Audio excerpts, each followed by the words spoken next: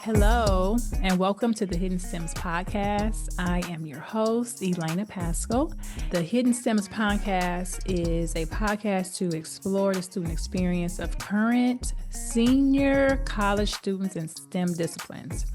The purpose of this is to amplify the voices of our current STEM students that are seniors and hopefully find those hidden pathways to belonging, those hidden gems and nuggets that only they have. We hope to kind of learn from them and hopefully share that with future incoming minority STEM students.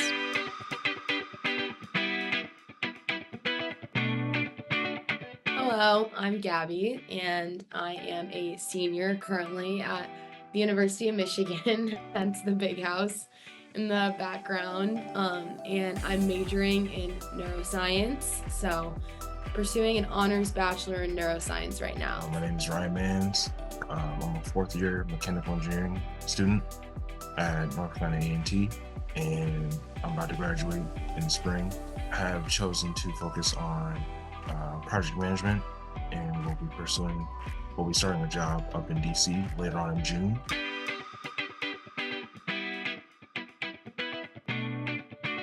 I feel like I'm just thinking more recently, your mind always goes to more recent things, but even I think it kind of goes back to what you were saying earlier about people in academia thinking that how things were previously is how they always have to be, and that people have to make certain unrealistic sacrifices or things like that. So I know I'm a big person on balancing work with outside activities. I think that prevents a lot of the burnout that we see in academia and things like that, is having a life outside of work, school, etc. I think is something that I've always valued a lot. It's always been super important to me, something that I don't want to say I'm not willing to budge on, but that I value a lot, And I think some people in academia, I've noticed, especially research as well, have this idea that academia and research is supposed to be your whole life. You're supposed to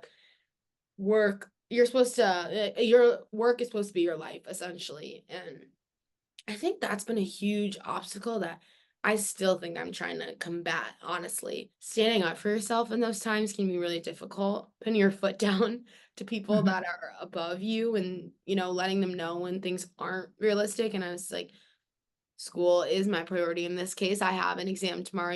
I'm not going to go to sleep at 3 a.m. just so I can do this when I could also just do it next week, things like that. I feel like combating a little bit of, like you were saying, people thinking how they did it is how now you have to do it, things like that. Definitely the big thing was stepping out of my comfort zone in general, and with anything, whether it be asking for help, that was a big one.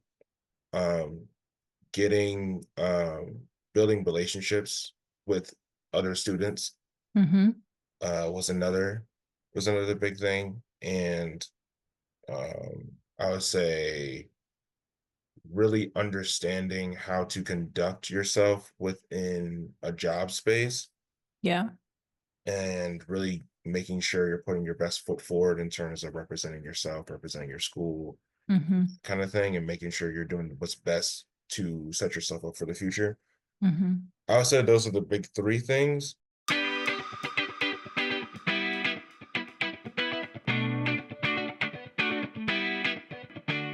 One of them being internships. Okay. And I Yeah. say it like that, and it's interesting saying that because doing the work and stuff like that gets you to the internships, but it also helps backwards as well. I think it's like a loop, Yeah. because the internships, I feel like they further inspire you to keep going, because Yeah. once you do your first internship, you realize you kind of get a taste of what life is outside of just school. And like you have a 9 to 5, you're Yeah. working, you're commuting, you're talking with coworkers, getting assignments, stuff like that. And just living that kind of life is inspiring, and like it really gives you a taste of what that's going to feel like and the freedom that comes with it. Mhm. and of just living life and just working, having like a work life, like learning work-life balance, learning the corporate space, how to make connections, like all that kind of all those little skills that are Yeah. really gonna help you long term. It inspires you.